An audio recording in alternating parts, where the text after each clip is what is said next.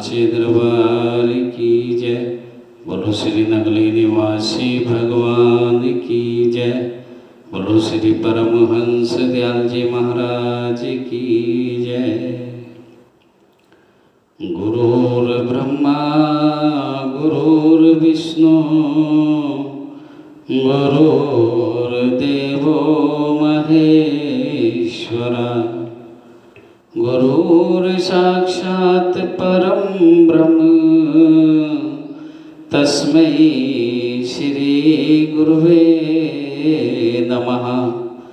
अखंडमंडलाकारं व्याप्तेन चराचरं तत्पदं दर्शितमेन तस्मै श्री गुरुवे नमः।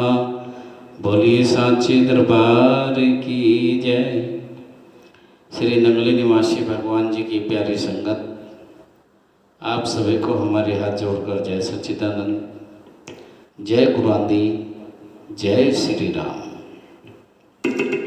आज 7 मई सन 2022 दिन शनिवार, बैसाख शुक्ल पक्ष की षष्ठी तिथि है। आज श्री रामानुजाचार्य जयंती है। आज 5:51 पर प्रातः सूर्य उदय का समय और शाम को 6:34 पर सूर्यास्त का समय है। आज के राहु काल का समय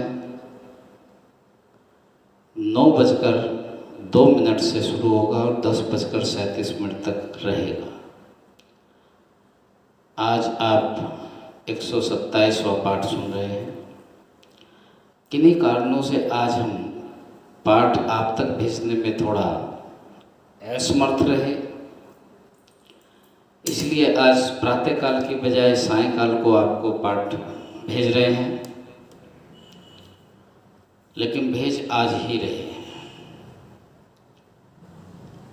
आज श्री नगली निवासी भगवान जी के जो उनके काल में सत्संग सुनाए गए, उनके छोटे छोटे मुख्य अंश आप लोग सुन रहे हैं। आज आप सुनेंगे कृपा का स्वरूप। एक बार चकोड़ी आश्रम में एक भक्त श्री हंसराज जी कठियावाला शेखा निवासी ने श्री महाराज जी के चरणों में प्रार्थना की कि बिना आपकी कृपा के जीव को परम पद की प्राप्ति नहीं हो सकती। आपके द्वारा ही जीव का भला होता है। जब आपकी कृपा की ही जरूरत है तो आप जीव पर क्यों नहीं कृपा करते? जब सब कुछ आपकी कृपा पर ही निर्भर है तो कृपा का हर एक पर क्यों नहीं होती, जबकि सब पर कृपा करवाना चाहते हैं। दादा दीनदयाल जी प्रसन्नचित्त होकर बोले, प्रेमी यह प्रश्न भी बड़ा उलझन वाला है। आप यह सब दूसरों के सिर ठोंसते हो। प्रश्न से पहले भाव बनाना चाहिए, भाव के साथ समझने की कोशिश करनी चाहिए। आपने सुन रखा है कि कृपा की आवश्यकता है, परंतु यह पता नहीं कि कृपा कहते किसे हैं और किस पर होती है। यह कहावत प्रसिद्ध है कि किसी बालक ने अपने माता पिता से आकर कहा कि मेरे पेट में दर्द है तथा चिल्लाने लगा। पिता ने पूछा, बेटा किस स्थान पर दर्द है और कैसा दर्द है? तब उसने अपनी टांग को हाथ लगाकर कहा, यहाँ दर्द है। यह सुनकर पिता हंसकर कहने लगा, मूर्ख, पेट का दर्द टांग में कैसे आ गया? सिद्धांत यह था कि पुत्र ने अज्ञानता में सुना कि दर्द शायद पेट में ही हो कहा जाता है। इसी प्रकार आलसी पुरुष ने कुछ न करना जानकर यह आलापना शुरू कर दिया कि प्रभु की कृपा की ही जरूरत है। माता पिता कितने यत्न से रोटी कमाकर बच्चे के आगे रखते हैं और फिर अज्ञानी समझकर ग्रास मुंह में भी डाल देते हैं, परंतु बच्चा मूर्खता से कहता है कि ग्रास भी डालना है, जवाब भी आप ही।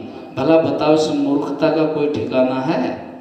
प्रभु इष्ट देव भगवान की कृपा हर समय जीव पर है, परंतु यह उस मौज को न जानता हुआ अकार्थ समय खो देता है। कबीरदास जी का कथन है, सतगुरु के दरबार में कमी कहूँ कि नाही, अरे बंदा मौज न पावही चूक चाकरी माही। चाकर, गुलाम तथा सेवक तीनों एक ही भाव है। उस दाता के दरबार में कमी किसी वस्तु की नहीं, परंतु सेवक उसकी चाकरी सेवा में चूक जाता है। सेवक उस मौज को न जानकर आलस्य कर देता है और फिर चिल्लाता है कि कृपा नहीं हुई। लाखों मन पानी कुएं में भरा है, परंतु घड़ा पानी में तैरता हुआ पानी की बूंद नहीं पा सकता, क्योंकि उसका मुंह ऊपर को है। यदि झुकें तो पानी में डूब भी जाए और संभव है कि पानी रूप ही हो जाए। कई जिज्ञासु अहंकार में लिप्त रहते हैं, गुरु के पास रहकर भी उस मौज को प्राप्त नहीं कर पाते, क्योंकि उनकी वृत्ति गुण अवगुण वाली ही रहती है और अपने निज मति से गुरु को जांचने में लगे रहते हैं। इससे जाहिर है कि उन्होंने अपनी बुद्धि ज़्यादा जानी और गुरु को अपने मन के अनुसार चलाने का यत्न किया।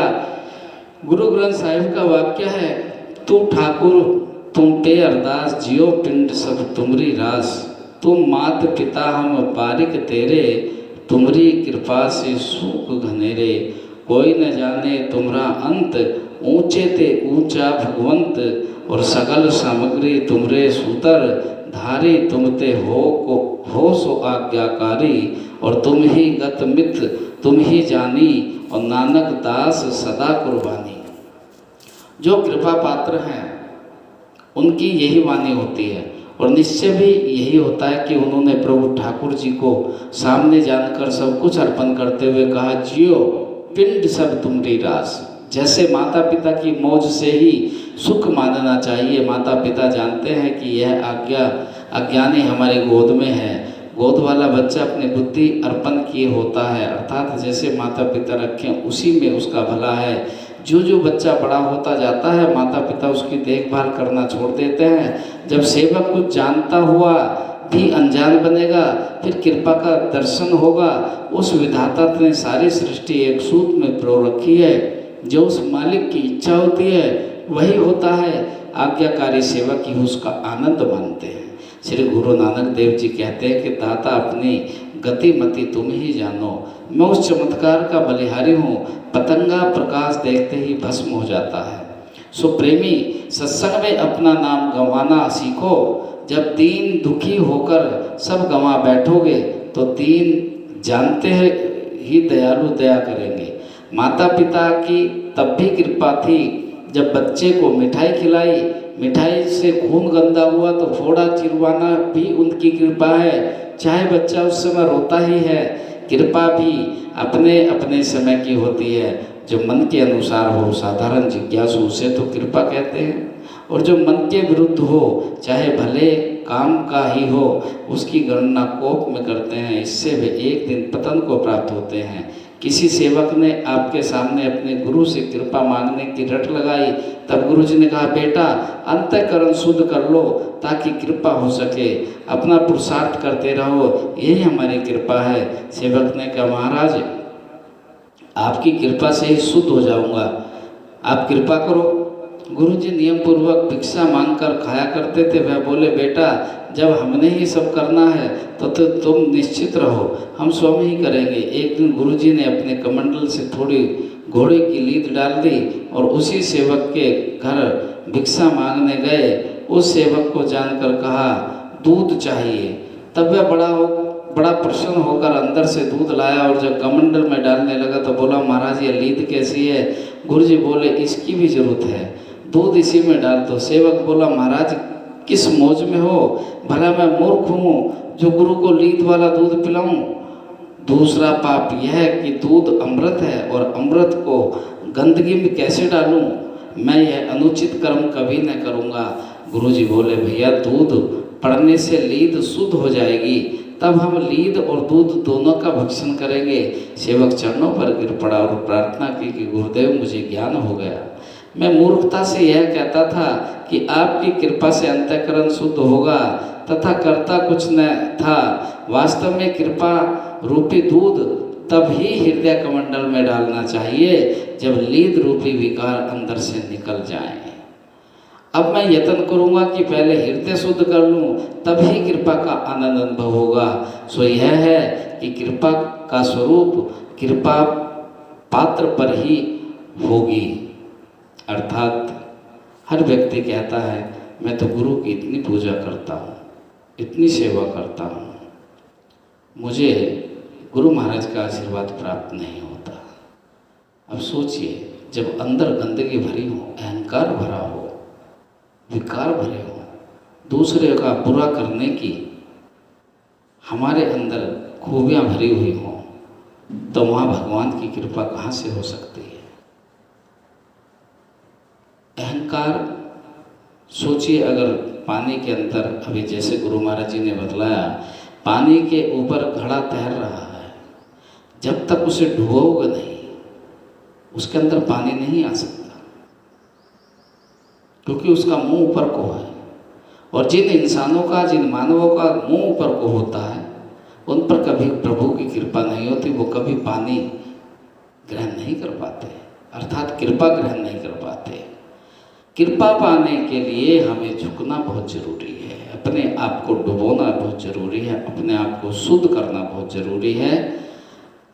और जब हमारे, अब देखिए, माता पिता, अभी बतलाया कि जब बच्चे को भूख लगती है तो माता पिता खाना भी खिलाते हैं, मिठाई भी खिलाते हैं, लाड़ भी करते हैं। एक लाड़ वो भी है, और एक वो लाड़ वो भी है कि जब बच्चे के फोड़ा निकल आए तो उसको चीरा भी लगवाते हैं। अब सोचिए, चीरा क्यों लगवाते हैं? क्योंकि वो चीरा लगवाकर बच्चे को आराम देना चाहते हैं कि इसको आराम हो जाएगा, ये फोड़ा ठीक हो जाएगा। वो भी एक कृपा है। और अगर गुरु किसी पर जरा सी भी नाराजगी दिखा दे, अर्थात फोड़े को चीरा लगवा दें, तो गुरु को छोड़कर हम बैठ जाते हैं। हमें सोचना चाहिए, गुरु हमारा कभी बुरा नहीं सोचते। जैसे माता पिता कभी बच्चे का बुरा नहीं कर सकते, ऐसे ही गुरु कभी अपने बच्चों का, अपने शिष्यों का बुरा नहीं चाहते। लेकिन हम स्वार्थ के वशीभूत होकर सोचते हैं कि गुरु तो हमारा अनर्थ करते हैं, गुरु हमसे पैसे छीनते हैं, गुरु हमारे पैसे ढक लेते हैं, या गुरु हम पर कृपा नहीं करते। अरे, हमारे अंदर गुण होने चाहिए। गुरु तो हर समय कृपा लौटाने के लिए तैयार बैठे हैं। इन्हीं शब्दों के साथ मैं आज की वाणी को विराम दूंगा। बोलिए सांचे दरबार की जय, बोलो श्री नगली निवासी भगवान की जय, बोलो श्री परमहंस दयाल जी महाराज की जय।